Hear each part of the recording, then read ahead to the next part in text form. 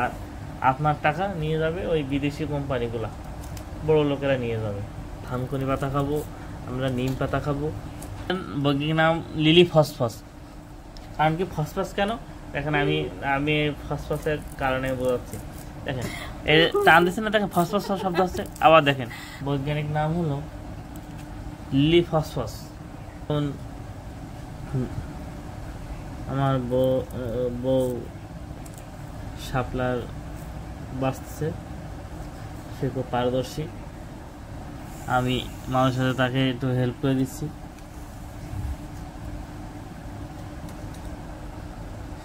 আমি তাকে একটু টিপস এগুলো দিয়ে থাকি। বলো, আমি শাপলা ব্যবসায় পিএইচডি করছি। এখন বন্ধুরা কীভাবে শাপলা ব্যবস্থা হয়, প্রথমে এইখান থেকে এই মাছ বরাবর একটা ফাড়াই করতে হবে এমনি। এরপরে এইখান দিয়ে ভাঙবেন, এই সাইড দিয়ে ভাঙবেন, ভেঙে এমনি টান দেবেন।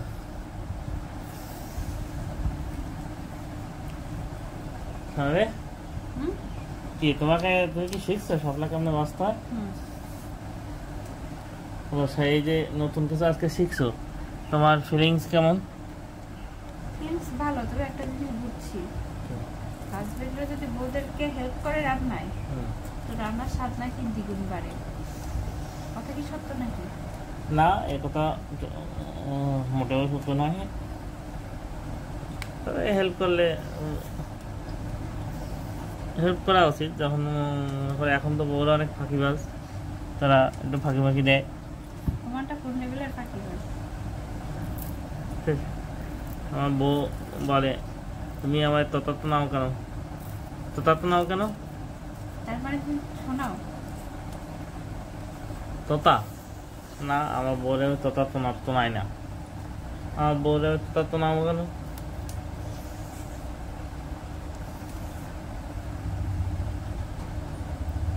শাপলা কত করে নিচ্ছে আটি? শাপলা 30 টাকা আটে।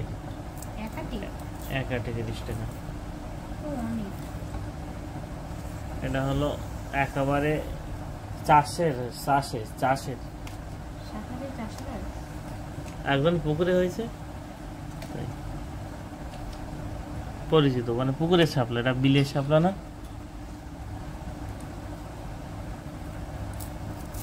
এই শাপলাগুলো আসলে এই উন্নত জাতের। এই শাপলা মানে বিভিন্ন প্রজাতি আছে, তো তার ভিতরে এটা হলো সব থেকে ভালো, টেস্টিও। এতে প্রচুর প্রোটিন এবং ফাইবার থাকে, প্রচুর প্রোটিন আর ফাইবার থাকে, বুঝছো?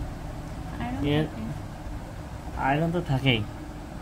আর এর বৈজ্ঞানিক নাম হলো লিলি ফসফস।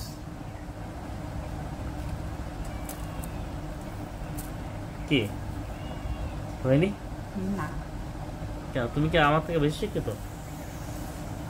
জানি কত? তাহলে বলো তুমি, এটা সঠিক কি হবে? আমার এই মতো মনে নাই, তবে প্রথমে আছে বন্ধুরা, সে কিন্তু মানে কাঠ মিস্ত্রি, সে পড়ালেখা করছে কাঠ মিস্ত্রিতে, খুলনা ভার্সিটি থেকে কাঠ মিস্ত্রি পড়ালেখা করেছে। আমি কাঠ মিস্ত্রি, তুমি ইলেকট্রিক মিস্ত্রি। কিন্তু কাঠ মিস্ত্রি পড়ালেখা করে এখনো এই শাপলার যে বৈজ্ঞানিক নাম লিলি ফসফস সে জানে না। লিলি ফসফস না, তোমার কি শাপলারে কাঠ মনে হয়? তারপরে তো হয় গাছের এটা না, এটা হচ্ছে জলজ উদ্ভিদ, বা এসব তো আমাদের, এটা আমি জানি, বুঝছো? কিন্তু ওই যে বললাম না, প্রথম অক্ষর হচ্ছে এন আর ওয়াই দিয়ে শুরু। না, এটা লিলি ফসফস। ছোটবেলার থেকে বন্ধুরা, এই যে লিলি ফসফস অনেক প্রজাতি আছে, উনি যেটা যেটা বলতেছে ওটা অন্য প্রজাতির, কিন্তু এই যে দেশি যে ভালো যেটা, এটার বৈজ্ঞানিক নাম লিলি ফসফস। কারণ কি ফসফস কেন দেখেন, আমি ফসফসের কারণে বোঝাচ্ছি। দেখেন এই টান দিচ্ছে না, দেখেন ফসফস শব্দ হচ্ছে। আবার দেখেন এই যে দেখেন এই যে দেখছেন ফস শব্দ হচ্ছে না, এই কারণে হলো নাম লিলি ফসফস। এখন দেখেন এই শাপলা ফুলের এই যে এইটা কিন্তু ভর্তা করে খাওয়া যায়। দেখেন এই যে শাপলা ফুলটা, এই যে এটা আপনারা এটা ভর্তা করে খাইলে অনেক উপকার। এই যে এই শাপলা ফুলে যে এটা দিয়ে হয় ঢ্যাপ হয়, শাপলা ফুলের বীজ, এটা ভর্তা করে খাইলে বড় বড় কঠিন রোগের প্রতিরোধক। আপনারাও খাবেন, উপকার আছে।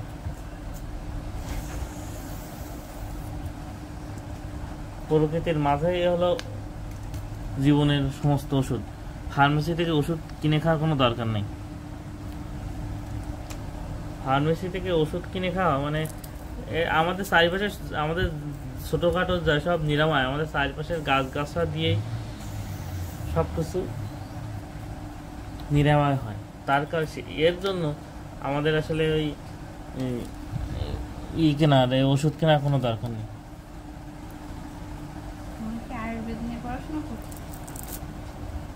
না, এটা আমাদের প্রাকৃতিক জ্ঞান, এগুলো হলো প্রাকৃতিক জ্ঞান। যেমন এই যে লিলি ফসফরাস যদি আপনারা খান তাহলে আয়রনের ঘাটতি কমবে। এরপরে আপনার এতে আছে প্রচুর ফাইবার। আপনি যদি ডায়েট করতে চান, ওজন কমাইতে চান, তাহলে আপনাকে খাইতে হবে লিলি ফসফরাস। এই কারণে আজকে বাজার থেকে লিলি ফসফরাস আনা হয়েছে। দেখি কতগুলো হয়, যদি না খেয়ে পারি অর্ধেক রান্না করা হবে, আর অর্ধেক রেখে দেবো, পরে খাবো।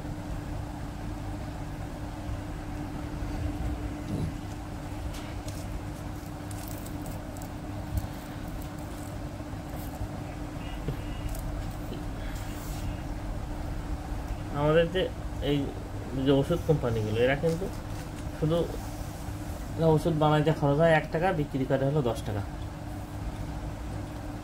মানুষরা কিভাবে মানে বোকা বানায় টাকা নেওয়ার ধান্দা করে, এরা হলো এই ওষুধ কোম্পানিগুলো। তাই সে কারণে আমাদের উচিত আমাদের চারপাশে যেসব গাছপালা আছে এখান থেকে আমাদের প্রাকৃতিক ওষুধ সংগ্রহ করা, ওইগুলোই রেগুলার খাওয়া। আমরা থানকুনি পাতা খাবো, আমরা নিম পাতা খাবো, আমরা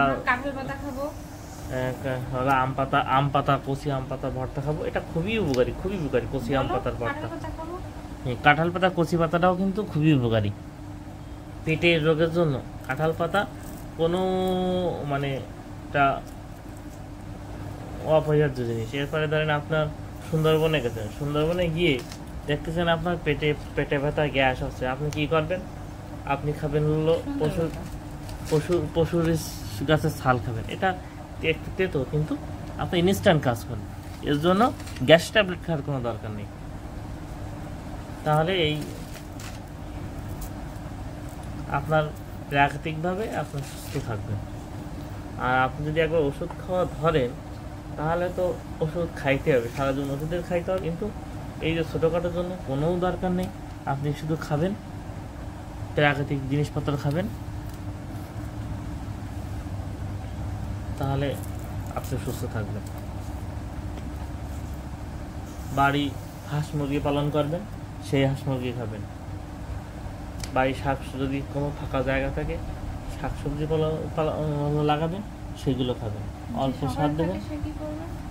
শহরে যে থাকে সে একটু কষ্ট করে একটু শহরের সাইডে যাবে, সাইডে যে গ্রামের ভিতরে যেসব বাজার, ওখান থেকে যদি কেনা সুযোগ থাকে, সবাই থাকবে এটা বলতেছি না, কিন্তু অনেকেই থাকে। যেমন আমি যখন ঢাকায় থাকতাম, তখন আমি থাকতাম হলো আজিমপুরে ছাত্রা মসজিদ, ওখানে প্রত্যেক মঙ্গলবার আর শনিবার একজন ওই ঢাকার বাইরে থেকে নিয়ে আসতো, সবজি নিয়ে আসতো, একবার টাটকা। উনি ভোরে চলে আসতো, ভোরে, এবং সবাই ওনার বিক্রি হবে 1 ঘন্টা, 1 ঘন্টার ভিতরে ওনারা সব নিয়ে যাবে। উনি একবার গাছের টাটকা শাক সবজি, তারপরে আপনার দেশি মুরগি, কবুতর, দেশি হাঁস, তারপরে তাল। প্রতি শুক্রবারে তোমরা দেশি জিনিস আনার ব্যবস্থা করো না? তুমি কি খুচরা মাঠে বসবা? না, এটা তো এখন তো মানুষ বোঝে না, মানুষ ওই এখন সব মানে পোল্ট্রি মুরগি, অতিরিক্ত শিক্ষিত। আমি ভাবছি আমি একটা জিনিস দেখাবো, যে সবসময় চমকালেই শোনা হয় না, এই জিনিস ভাবছি দেখাবো। একটা জিনিস আছে আমার কাছে। কোথায় আছে? দেখেন বেগুন ধরেন আপনার বাজারে গেলে পোকা বেগুন হলে কিনি না, পোকা বেগুন হলে কিন্তু কিনি না, পোকা বেগুন হলে কিনি না। কিন্তু বেগুনে যে পরিমাণ ঔষধ দেয়, কীটনাশক দেয়, বলা তাহলে যে পোকা বেগুনটা ওইটা পোকাটুক বাদ দিয়ে যদি আপনি যেহেতু ভালো আছে ওইটা খান, শরীরের জন্য উপকার আছে। কিন্তু একেবারে দেখবেন যে ফ্রেশ বেগুন আপনি বাজার থেকে কিনে আনছেন, ওর ভিতরে শুধু কীটনাশক, ওটা খাইলে আপনার এখন হয়তো বুঝতেছেন না, কিন্তু যখন বয়স হবে দেখবেন যে একটা না একটা। তুমি ফ্রেশ সবজি নিয়ে একটা ব্লগ করতে পারো। আমি ফ্রেশ সবজি নিয়ে ব্লগ করতেছি। ও ব্লগ এটা না কোথায় পাওয়া যায়, একেবারে চাষির কাছ থেকে কম দামে কম মূল্যে কিনতে পারবে মানুষ। মানুষ একটু বেশি না, একটু সচেতন হইলে সব চেঞ্জ হয়ে যাবে। না না, তোমাকে একটু সচেতন বললাম, তোমাকে তো আমি ওই যে বছিয়াঘাটায় যাওয়ার পথে একটা বাজার আছে না, ওইখানে যেটা তুমি একটা ব্লগ করতে পারো। ওখানে কম দামে চাষির কাছ থেকে তো ভালো জিনিস পাবে, একেবারে তাজা টাটকা। হ্যাঁ, এমনও আছে ওখানে ঘাট করলে পাওয়া যায়। এমনও আছে কি ওখানে হচ্ছে তোমার অনেক সময় দেখা গেল জিনিসের চাহিদা থাকে, কিন্তু চাষিরা তো অল্প অল্প করে নিয়ে আসে, একেবারে টাটকা জিনিস ক্ষেত থেকে তুলেও এনে দেয় তারা। যে হয়তো বা যে নেবে তার যদি সময় থাকে দেখা গেল বলতে পারে যে আমার কাছে এই জিনিসটা নাই, আপনি তাহলে অপেক্ষা করেন, আমি একটু মানে 10-15 মিনিটের ভিতরে আসছি। 10-15 মিনিট যদি সে অপেক্ষা করতে পারে তা একেবারে টাটকা মানে তুলে এনে দিবে। হ্যাঁ, ওটার বাজারের নাম কি জানো? বউবাজার। বউবাজার? এটা বউবাজার কোথায়? ওই যে বুঝিয়াঘাটা ব্রিজের আগে বালির মাঠ বলে। বটিয়াঘাটার বন্ধুরা, ওখানে বটিয়াঘাটার আপনার ব্রিজের এখানে একটা বউবাজার আছে। অর্থাৎ ওখানে বউবাজার এই কারণে যে ওরা বউরা ছাড়া কেউ পুরুষরা ওখানে দোকানদারি করতে বসে না, শুধু বউরাই বসে, তো সে কারণে এটার নাম ওখানে বউবাজার। আর এখানে সবই টাটকা পাওয়া যায়। তবে হ্যাঁ, কিছু আমি একবার গেছিলাম ওখানে কিছু কলা ছিল, সেটা টাটকা, কিন্তু একটু বয়স হয়ে গেছে। টাটকা কিন্তু একটু বয়স হয়ে গেছে, বয়স হয়ে কালো হয়ে গেছে। ভালো, কিন্তু ম্যাক্সিমাম জিনিসপত্র আপনি যদি টাটকা খান পাবেন ওখানে, এবং খুব রাসায়নিক কীটনাশকও খুব কম দেওয়া থাকবে। ওই জায়গার একটা ভিডিও করে দিতে পারো। আপনারা সবজি খাবেন, সবজি সুস্থ থাকার জন্য সবজি অবশ্যই খাইতে হবে আপনাকে। আপনি সবজি ছাড়া এই নাতিশীতোষ্ণ অঞ্চলে বেঁচে থাকতে গেলে আপনাকে সবজি অপরিহার্য আপনাদের।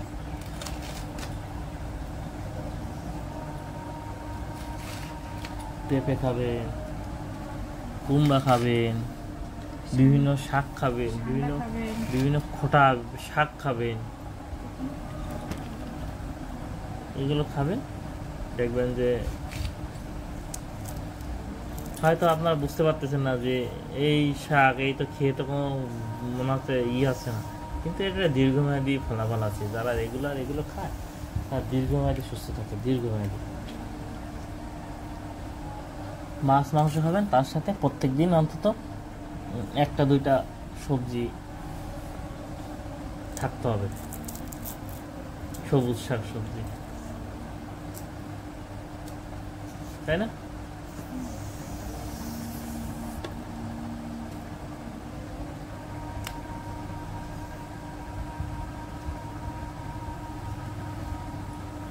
আমি কতগুলো তোমাকে ছেড়ে দিছি।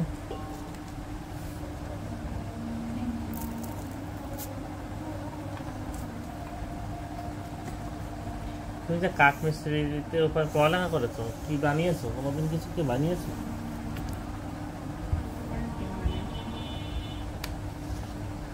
খুলনা ভার্সিটিতে এই যে কাঠ মিস্ত্রি পড়ালেখা, তুমি যে ইলেকট্রিক মিস্ত্রি, তো তুমি ইলেকট্রিক মিস্ত্রি কি করছো? ইলেকট্রিক মিস্ত্রি আমি আমার যে মাল্টিপ্লাকটা ওটা আমি বানিয়েছি।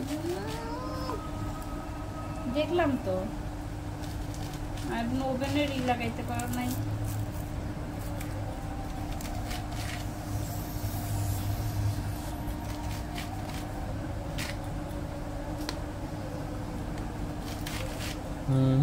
একটা গান গাও তো। একটা গান শোনা আমার জন্য, একটা গান লেখো আমার জন্য, একটা গান লেখো আমার জন্য।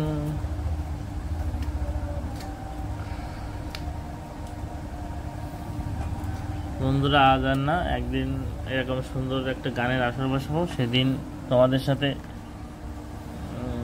গানের বিভিন্ন উচ্চতর বিষয়ে আলোচনা হবে। আজকে তাহলে থাকুক, সেদিন হবে আমাদের একটা সঙ্গীতের মহাযজ্ঞ। হাই, টাটা, সবাই ভালো থাকবে, সুস্থ।